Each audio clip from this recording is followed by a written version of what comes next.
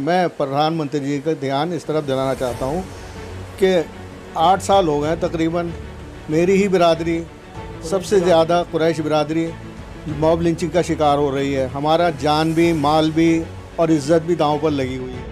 हमारे साथ सबसे बड़ा मसला हमारा रोज़ी रोटी का मसला है और आए दिन हमारे साथ प्रॉब्लम पैदा होती है। कभी पुलिस परेशान करती है, कॉरपोरेशन परेशान करती है। जो पसमानदा बिरादरी है उसके लिए आप एक सर्वे कराइए, क्योंकि पसमानदा बिरादरी जो है खाली एक ही मतलब कौम इसमें बिरादरी में नहीं है।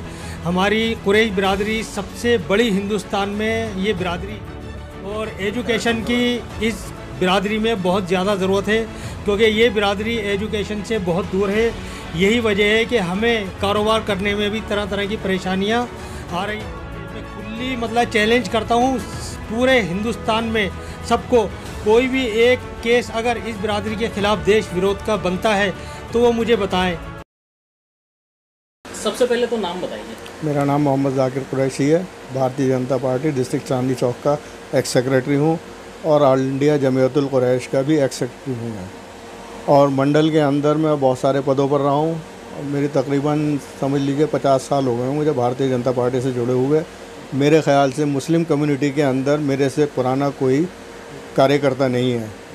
और लेकिन अब इस वक्त मौजूदा दौर के अंदर हमने जो प्रधानमंत्री ने जो आह्वान किया आज़ादी का अमृत महोत्सव, उसको मनाया हमने बहुत अच्छे तरीके से, पूरी मुस्लिम कम्युनिटी ने।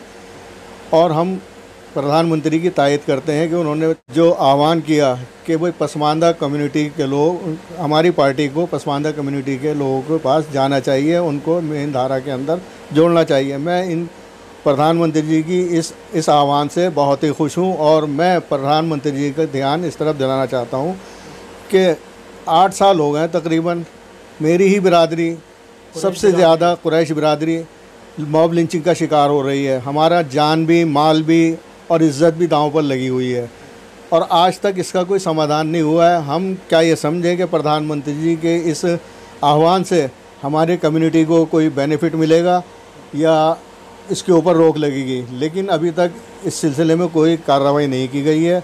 मैं प्रधानमंत्री जी से और एडमिनिस्ट्रेशन से दरख्वास्त करूंगा कि वो इन हालात को मद्देनज़र रखते हुए पसमानदा कम्युनिटी का ख्याल रखते हुए, क्योंकि सबसे ज़्यादा हमारी ही बिरादरी कुरैश बिरादरी सबसे ज़्यादा पिसी हुई पसमानदा और कमज़ोर बिरादरी है। इसके साथ बहुत ही ज़्यादा ज़्यादतियाँ होती हैं। किस तरीके के मामला सामने आते हैं? हमारे साथ सबसे बड़ा मसला हमारा रोज़ी रोटी का मसला है और आए दिन हमारे साथ प्रॉब्लम पैदा होती है। कभी पुलिस परेशान करती है, कॉरपोरेशन परेशान करती है। आए दिन कोई ना कोई फजूल के कानून बना देती है, जिससे हम लोगों को काफ़ी परेशानी हो रही है और इसकी वजह से महंगाई भी बहुत बढ़ रही है और इसका असर जो है लोगों की ज़िंदगी के ऊपर बहुत ज़्यादा पड़ रहा है। तो आजकल जो है ना तकरीबन मेरे ख्याल से 60% लोग जो है नॉन वेज खाते हैं, और जब इस तरह के ख़र्चे एमसीडी के या और दूसरी तरह के ख़र्चे जब बढ़ेंगे तो नॉन वेज महंगा होगा और इससे लोगों के डेली के जो अखराजात हैं, जो किचन की मतलब वो है सामान, उसके ऊपर इसका असर पड़ता है। गृहस्थन लोगों को या गृहस्थी के ऊपर इसका बहुत बुरा असर पड़ रहा है, क्योंकि मीट पहले कहीं जो है 300 रुपये किलो था और अब तकरीबन 650 रुपये किलो इसीलिए है क्योंकि तरह तरह के टैक्स लगाए जा रहे हैं। तो मैं प्रशासन से और ख़ास तौर से अपने माननीय मोदी जी से, जो कि हर कम्युनिटी की परेशानी को दूर करते हैं और हर परेशानी जनता की दूर करने में दिन रात लगे हुए हैं मुस्लिम पसमानदा के लिए, तो मैं मोदी जी से हाथ जोड़कर विनती करता हूं कि जो पसमानदा बिरादरी है उसके लिए आप एक सर्वे कराइए, क्योंकि पसमानदा बिरादरी जो है खाली एक ही मतलब कौम इसमें बिरादरी में नहीं है। हमारी कुरैश बिरादरी सबसे बड़ी हिंदुस्तान में ये बिरादरी है। तकरीबन 11 करोड़ के लगभग इसकी आबादी है, जो कि मुस्लिम पूरी कम्युनिटी की आबादी का अगर परसेंटेज निकाला जाए तो 35% बैठती है। और ये बिरादरी सबसे ज़्यादा पसमानदा है, सबसे ज़्यादा पिछड़ी हुई है और एजुकेशन की इस बिरादरी में बहुत ज़्यादा ज़रूरत है, क्योंकि ये बिरादरी एजुकेशन से बहुत दूर है। यही वजह है कि हमें कारोबार करने में भी तरह तरह की परेशानियाँ आ रही हैं, क्योंकि हमें एजुकेशन की बिल्कुल भी समझ नहीं है, हमें कानून की बिल्कुल समझ नहीं है। जो भी कानून बनता है हम उसको कबूल कर लेते हैं, वो आगे चल के हमें क्या नुकसान देता है वो हमें समझ नहीं आता। तो इसलिए मैं मोदी जी से हाथ जोड़ के और पूरी प्रशासन से ये विनती करता हूँ कि इस पसमानदा बिरादरी की तरफ ख़ास तौर से तवज्जो दी जाए और इसकी जो परेशानियां हैं, जो कारोबारी परेशानियां हैं, वो भी दूर की जाए, ताकि इस बिरादरी की जो पूरे हमेशा ये बिरादरी देश की वफ़ादार रही है। एक भी रिकॉर्ड इस बिरादरी का ऐसा नहीं रहा कि इसने कभी भी देश से गद्दारी की हो। हमेशा देश की सबसे ज़्यादा वफ़ादार बिरादरी अगर कोई है तो कुरैश बिरादरी है। एक भी रिकॉर्ड इसका ऐसा नहीं है कि किसी भी देश विरोधी कार्य में इसको संलिप्त पाया गया हो। कोई भी बता दे, मैं खुली मतलब चैलेंज करता हूँ पूरे हिंदुस्तान में सबको, कोई भी एक केस अगर इस बिरादरी के ख़िलाफ़ देश विरोध का बनता है तो वो मुझे बताएं, मैं उसका सामना करूँगा। पसमानदा का जब जिक्र किया प्रधानमंत्री ने, तो अब मुसलमान बंटता हुआ दिखाई दे रहा है। क्या मुसलमान बंट रहा है इसमें जात बिरादरियों में? नहीं, ऐसी बात नहीं है। मुसलमान को एकजुट होकर जो वाकई पसमानदा बिरादरी है उसको गवर्नमेंट की जो स्कीमें हैं, जो लाभ है, वो उसको दिलवाना चाहिए। ये हमारा अपना फ़र्ज़ बनता है। कुरैश बिरादरी में भी तकरीबन 5 या 6% लोग जो हैं वो थोड़े अच्छे इसमें लेवल में हैं, वो अच्छे हैसियत से हैं, लेकिन 95% कुरैश बिरादरी जो है वो पसमानदा है। और इसी तरह और बिरादरियों में सरकार से मांग करता हूँ कि तमाम बिरादरियों का एक सर्वे कराया जाए और जो वाकई पसमानदा है उनको गवर्नमेंट जो है जो भी सहूलियतें देना चाहे वो दे और उनको आगे लाए। और मैं एक बात और कहना चाहता हूँ कि मोदी जी की ये बहुत अच्छी पहल है। 75 साल में तकरीबन पहली बार किसी सरकार ने मुसलमानों की असल कमज़ोरी की तरफ तवज्जो दी है।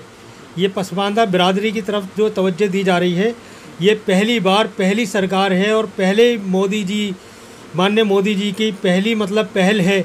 उसका मैं स्वागत करता हूं और उनको बधाई और शुभकामनाएं देता हूं।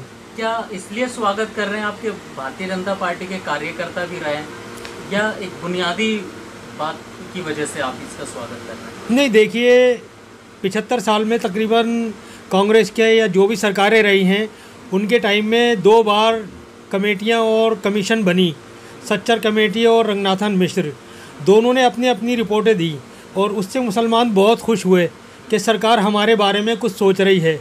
लेकिन वो कमेटियां आज तक का रिकॉर्ड है कि उन कमेटियों की रिपोर्ट भी आ गई, सब कुछ आ गई, लेकिन कांग्रेस सरकार ने एक ज़र्रा बराबर भी उसमें 1% भी काम नहीं करा।